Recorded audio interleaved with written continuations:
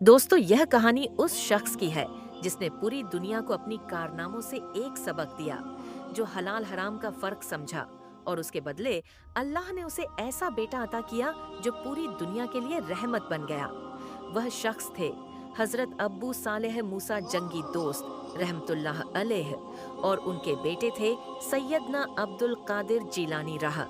हजरत अबू सालेह रहमतुल्लाह अलैह का दिल दुनिया की भीड़ से हटकर अल्लाह की याद में डूबा रहता था।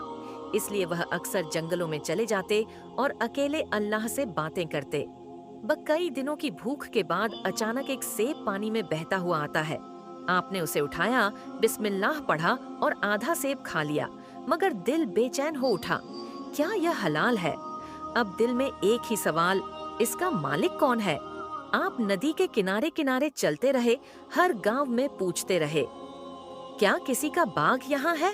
आखिरकार मालूम हुआ कि इस बाग के मालिक हैं हजरत इब्राहिम सव्वाफ रहमतुल्लाह अलैह, जो एक बुजुर्ग और नेक इंसान है।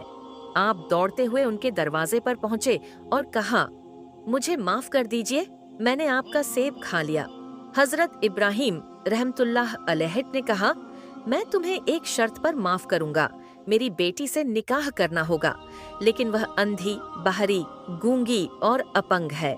निकाह के बाद जब आप अपनी दुल्हन के पास पहुंचे तो देखा वह लड़की तो हुस्न व शराफत की मिसाल थी। तब बुजुर्ग ने कहा, अंधी इसलिए कि उसने कभी गैर को नहीं देखा, बहरी कि कभी गुनाह नहीं सुना। अल्लाह ने इस पाक शादी से जो इनाम दिया वो था सैयदना अब्दुल कादिर जीलानी रहमतुल्लाह अलैह, जिनके नूर से आज भी दुनिया रोशन है। यह सबक देता है कि हलाल रोजी कितनी जरूरी है।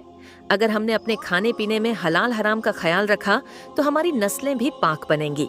तो ये थी वो कहानी, एक बहता हुआ सेब, एक पाक दिल, एक नेक इरादा और नतीजा एक ऐसी औलाद जो पूरी दुनिया के लिए हिदायत बन गई।